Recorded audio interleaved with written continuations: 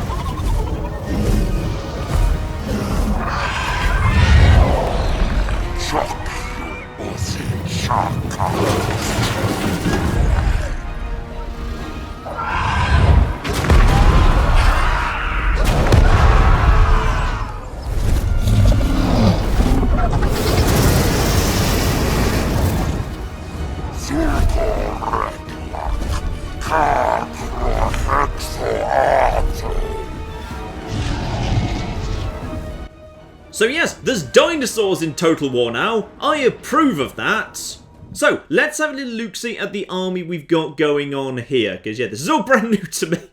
So this is good. So, Saurus Spears. Okay, basic spear infantry. Presumably still good against cavalry as it ever was. Lovely. And let's have a little look-see at them. Ooh, they look cool. Also, I've got a Tyrannosaurus Rex. I like the fact I've got a Tyrannosaurus Rex. Any game where I get to ride around on a T-Rex, that's a good game right there. So I've got a couple of them. Also got a Feral Bastylodon. Ooh! And also, as well as that, just one generic monstery beast. Good. And my hero is also a monster. Good. And I've also got a special ability. This is new. Feral Cold Wands. Basically, this is an ability I can cast 3 times during the battle, which basically just lets me summon some little, basically Zerglings. Summon Zerglings wherever I'd like on the field. Could be very useful indeed. Now, what are we going up against here? High Elves, bloody Elves. We'll sort them out. So, they've just got some basic spear infantry of their own. Some swords, some more spears at the back, and they are backed up with quite a little bit of archery, actually, yeah. Quite a few archers at the back, so feels like they've got me outnumbered, but I've got the advantage of my hero as well as the beast. So, take down their...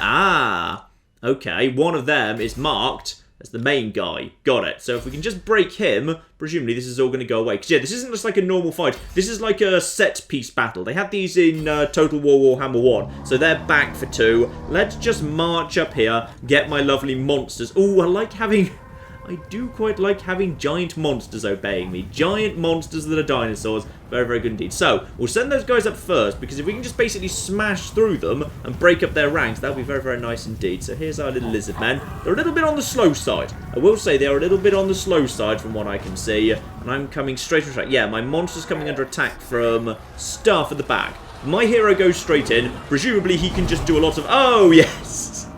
He can do a lot of damage. I'm guessing some of those guys will be getting up again afterwards. But, pretty much, this has done the exact job I wanted it to, which is their kind of little front line has completely collapsed. So now, pretty much, I can smash my spearmen straight into their flank. Though, there's a lot of archers going on the back. Need to be careful of the archer fire, so I don't want to lose too much health from my heroes or my great big monsters. So as you can see, there's a lot more going on at the back. Yeah.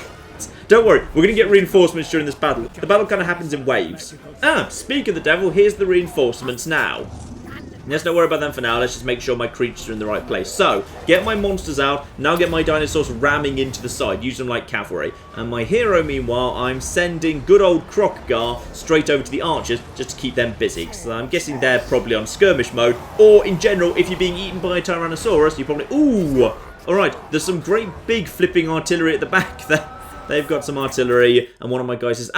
Okay, right. One of my guys has gone berserk. That's something all the Lizardmen can do. But let's just focus on my reinforcements, just for the time being, see what we've actually got here. So these are my... these are my little skirmishers. Right. Luckily, Creative Assembly told me a little bit about what my units do. These are my little skirmisher, my little kind of poison dart-blowing velites, and they can attack while they're moving, which is really, really cool indeed.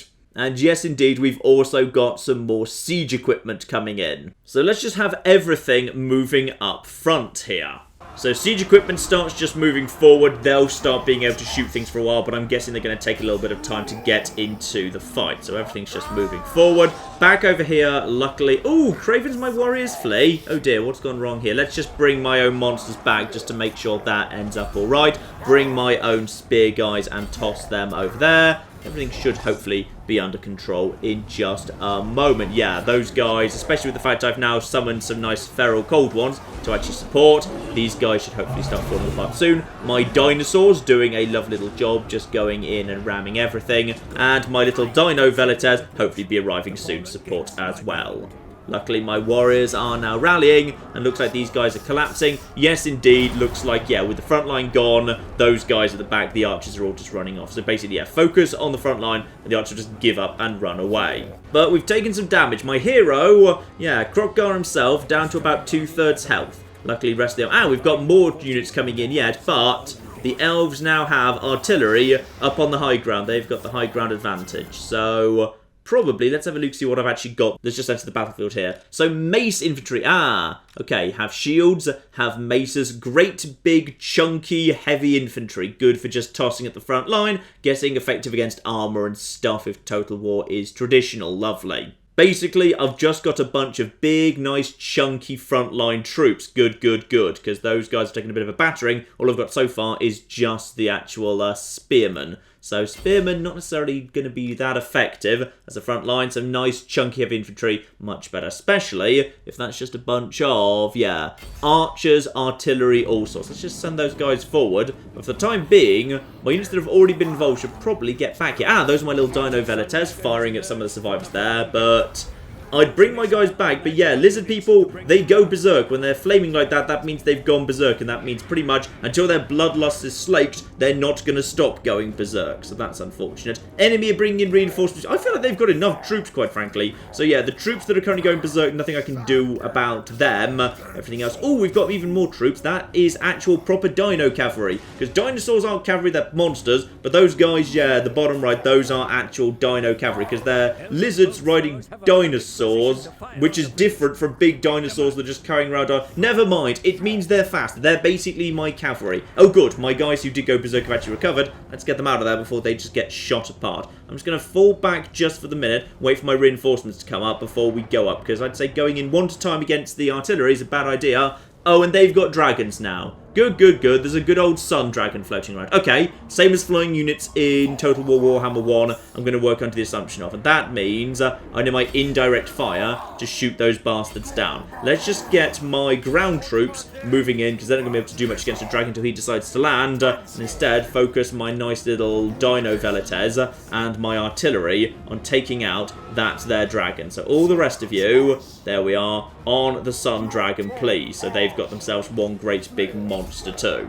So, everyone now loops together. Krokgar can stay. Actually, he probably shouldn't stay at the back. He should probably just start going forward. So, he can't attack the dragon yet. I'm going to need to wait for the dragon to land before he can get involved. But everyone else moving forward, looking to just... Ooh, and he's actually got an escort. Their dragon actually has an escort in the form of what looks like cavalry to me. And unfortunately... Oh, yeah. Dragon's annoyed. Right, yeah. Get after their cavalry with my spearmen. I've just got a few spearmen. Not much, but spearmen are still good against cavalry. So let's go for that. And looks like their dragon is... Missed him with the artillery. That's a shame. Right, let's get all of my indirect fire focusing on that dragon as best we can. So, okay, the dragon's down on the ground. Everyone just dogpile him. Everyone just move forward, yeah. Everyone should probably be a bit further forward than that, because right now my guys are going to be being pelted by the Elvish artillery, because we're focused on the dragon for the time being. Get my hero involved there too. Their dragon is losing health very quickly. In case you're not familiar with the interface, by the way, it's very similar to Total War Warhammer 1, where that's health at the top and morale underneath it. So, yeah, it looks like we're doing a pretty good job against the dragon's escort. Over there, my spears doing a good job clearing out the knights. That dragon is on the ground. Crockgar can deal with the dragon he's running, and the artillery is just bombing him as he goes. He's almost out of morale as well. Let's get my few remaining spears and everything else we've got here. No, those spears are in trouble. Right. We're trying to get ourselves just up the hill quick as we can. Let's just get our main frontline troops charging up the hill, close the gap. I've just realised, by the way, Kroggar's got some abilities I've been ignoring, as well as the Feral Cold, which is just like an army ability, which is on its cooldown right now. Yeah, he's also got Cold-Blooded, so he can heal himself, or anyone else, probably himself or the monsters, or Rod of the Storm, so he can just cool down a flipping lightning strike. So that would probably be pretty useful, given, yeah, there's a bunch of guys just kind of hanging out up there on top of a hill. Because as far as I can tell, you can just call it down anyway. So they're holding perfectly still, so that's just bloody perfect. So, as they are actually bombarding one of my guys right now, very bloody rude of them, I'd say Rod of the Storm right on top of there, if you'd be so kind, Crockgar. Yeah, lovely, that's done. Not a huge amount of damage, but it'll do. The dragon's naffing off. It decided it doesn't want any more to do with this, and with him gone, his escort's naffing off as well. My army still looks pretty damn solid. My spearmen are badly damaged, but everything else isn't looking so hot. Now, my great big monster beasts, those guys need to basically just start charging as quickly as possible. Get them up the hill. They'll be able to close the distance, disrupt the formation. So if I've just got some big monsters and a hero disturbing those guys, that'll be good. Excellent. Also my Blowdart Velators, my lovely Dino Velators, they're coming in. Knights are charging around, but they're basically out of strength and nothing to worry about there. And those guys there are just on Berserk mode, so don't worry about them. Looks like they'll finish off the cavalry by themselves. My army's doing a good job closing the gap here. Yeah, normally if it's archers, if we can just surround them with actual proper troops, together with bombarding them with my artillery from the back, my little ballista don, or whatever they're called, sorry, they should collapse pretty quickly. But I'm starting to be more concerned about what's up on top of the hill there. So up on top of the hill, that's a lot of cavalry, in fact. That's a huge amount of cavalry as Crockgar just eats his way through some bloody elven archers. Yeah, and I don't have any more spearmen. I only had the spearmen I started off with, and they got badly damaged at the first encounter. So I'm going up with, and more archers. More archers, the commander, a very big amount of knights at the back. So hopefully we're still going to get ourselves a little bit more on the reinforcement. But you know what? Heavy infantry should do a good job against cavalry if we can just avoid or somehow nullify the charge. Let's have a look at what we've got going on here. Just pause for a second, keep track of what we're actually doing. So, still got the vast majority of my strength for my main heavy infantry. Let's get those guys going as we just have a look here. So, they've got their own heavy infantry. They've got archers at the front, and they have got a ridiculous amount of cavalry at the back. So what are we going to do with the cavalry? I'm not sure how monsters do versus cavalry. I'm hoping the ants as well. On the plus side, I've still got my hero, and I don't see them with a giant thing on a Tyrannosaurus Rex. So if I've got a guy riding a Tyrannosaurus Rex and they don't, I'm still betting on me, quite frankly. So let's just get our heavy infantry up front. If they've got archers up front, we can't just basically outshoot them. Not only we are on a tunnel, we've only got 7 minutes left to win this battle. So I'm going to get my infantry up front, just basically to deal with those archers, take them out of the fight, while getting my monsters up front, smashing into their formations, and then what's left of my infantry, because I've definitely got more infantry than them right now. They may have vastly more cavalry. If I can just get up there, disrupt their formations, and just hit them right in the front, that might work, especially if I can hit them in the side with my dino cavalry, though they are looking a bit on the damage side, I will be honest. So we just need to basically close the gap as quickly as possible, because they've got so much indirect fire, we can't afford to turn this into a long-range artillery shooting war. And they've decided to come forward. Right, lightning does a bit of damage. Those horses are now charging down. Those horses, I'm going to guess those charge bonuses are still very, very significant. We've got reinforcements coming in. Lovely. That's a couple of flyers that have just arrived. I'm going to get my own feral cold ones at the back. That'll keep them distracted and also mean that their archers can't just shoot me while no one's paying attention. And the bosses are actually here. The elven mages have left the Fallen Gate. vulnerable to attack. So, they are coming in. The last wave of reinforcements of the enemy have now arrived. My little Dino Velites can just toss in some stuff there. Krokgar is now just getting involved at the side. My heavy infantry are doing what they need to do there, holding the cavalry in place while Krokgar just gets in the side of them.